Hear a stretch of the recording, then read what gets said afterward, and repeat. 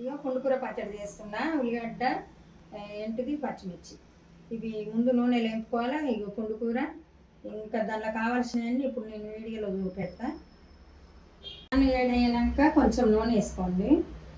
అంటే ఉల్లిపాయ అది వేపడానికి. నూనె వేడైనాక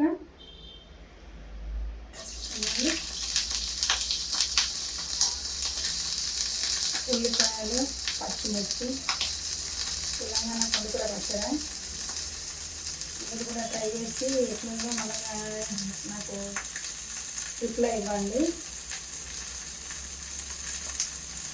నేను కూడా కరెక్ట్ చేశాను లేదా నాకు తెలియాలి కదా ఎట్లుంది అనేది చేసి.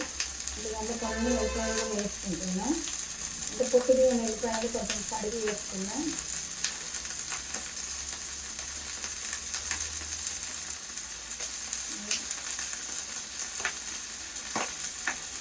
పులుపుర చేసినందుకు కంపల్సరీ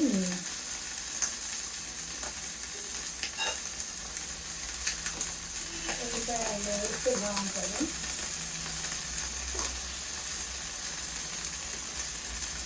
కొంచెం వేసేటప్పుడే కొద్దిగా పసుపు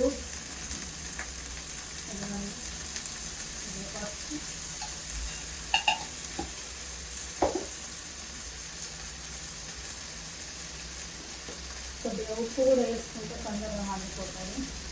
పసుపు ముక్క వేసిన కొంచెం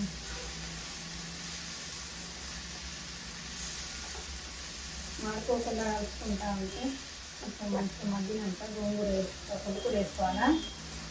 పులుకూర పచ్చడి ఇట్లా వేసుకుంటే టేస్ట్ బాగుంటుంది. ఎల్లిపాయలు ఎక్కువ పడితే ఇంకా బాగుంటుంది కాబట్టి నేను ఎల్లిపాయలు ఎక్కువ వేసిన. తర్వాత ఇక్కడ పక్కన పొయ్యి ఇచ్చి ఇంకొక దాని మీద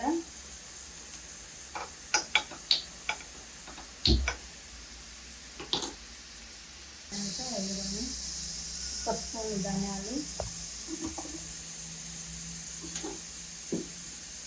పసుపు జీలకర్ర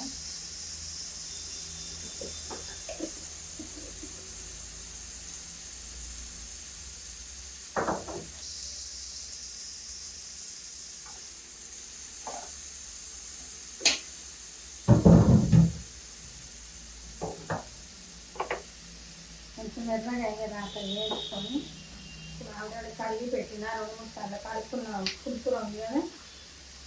ఇంకా పులుకూర అలా ఎట్లా నీళ్ళు ఉంటుంది నీళ్ళకంటే వేసేస్తాం మగ్గిపోతుంది. ఇట్లా ఉడికింది కదా పులుకూర. మంచిగా పులుకూర పచ్చిమిర్చి ఉల్లిగడ్డ ఎల్లిపాయలు ఇట్లా ఉడికినాయి కదా. ఇంక ఇప్పుడు కొంచెం నేను మెంతులు వేయాలి కానీ మెంతి పొడి ఆల్రెడీ నేను పట్టుకున్న మెంతి పొడి ఉంది. కొంచెం మెంతి పొడి వేస్తాను. మెంతి పొడి కంపల్సరీ పులుకూర వేసుకుంటేనే టేస్ట్ బాగుంటుంది. ఒక్కసారి వేసి కొంచెం కలుపుకుంటే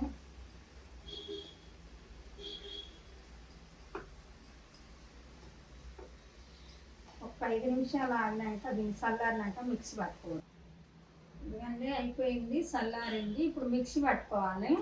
రోడ్లు ఉన్న రోడ్లో కూడా దంచుకోవచ్చు. నేను రోడ్లో దంచలేదు, మిక్సీ పడకుండా. రోడ్లో దంచుకుంటే ఇంకా బాగుంటుంది. ఇంకా ఎండుమిర్చితో కూడా చేసే పచ్చడి కూడా మీకు చూస్తాను నేను. ఇప్పుడు పచ్చిమిర్చితో చేసే పుండుకూర పచ్చడి మా తెలంగాణలో వేసుకునే పచ్చడి ఇది.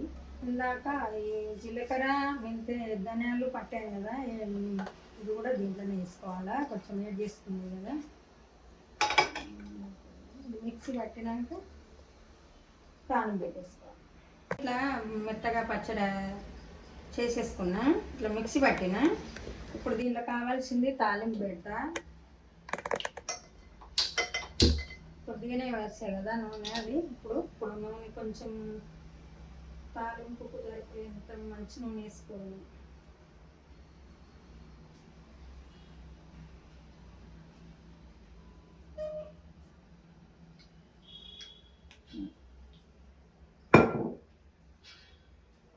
కొంచెం వేడాక మంచి నూనె వేసిన. ఆల్రెడీ నేను పులుకూరలో ఎల్లిపాయలు వేసిన, కానీ మళ్ళీ పచ్చిగా దంచుకున్న ఎల్లిపాయలు తాలింపు కొరకు ఇవి.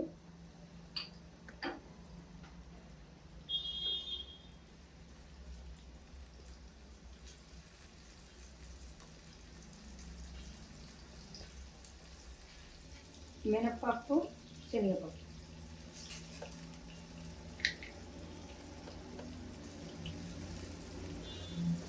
జీలకర్ర,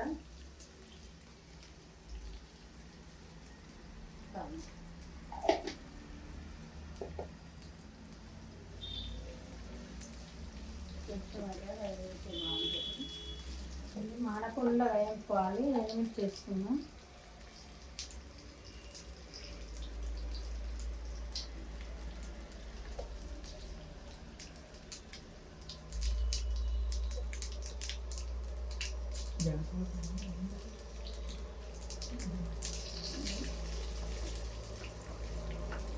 ఏంటండి ఇది ఇంకా దీంట్లో ఇందాక తీసుకున్నాం కదా గోంగూర పచ్చడి, దీంట్లోనే వేసి తీసుకుంటే కావాల్సిన పులిగూర పచ్చడి రెడీ. మీరు ఇది ఎలా ఉందో చూసి టేస్ట్ చూసి కామెంట్ బాక్స్లో కామెంట్ పెట్టండి. కొంచెం సన్నగా మంట పెట్టుకొని కొంచెంసేపు సాగు చేస్తున్నాం కదా. పులిగూర చట్నీ రెడీ. ఇప్పుడు ఇది టేస్ట్ ఎట్లుందో చూసి మళ్ళీ మీరు కూడా ఇలాగే చేయండి. నేను టేస్ట్ ఎట్లుందో చేసి చెప్తాను మీకు. చాలా బాగుంటుంది. పుండుకూర అంటే నచ్చని వాళ్ళు ఎవరు ఉండరు. ఇది అన్నమును తెల్ల పుండుకూర ఊరు నుంచి తెప్పించుకున్నాను నేను. పుండుకూర చట్నీ బాగుంటుంది. పచ్చిమిర్చితో ఎండుమిర్చితో కూడా బాగుంటుంది. ఇది పచ్చిమిర్చితో చేస్తే ఒకసారి చేసి మీరు కామెంట్ బాక్స్లో కామెంట్ చేయండి ఎలా ఉందని.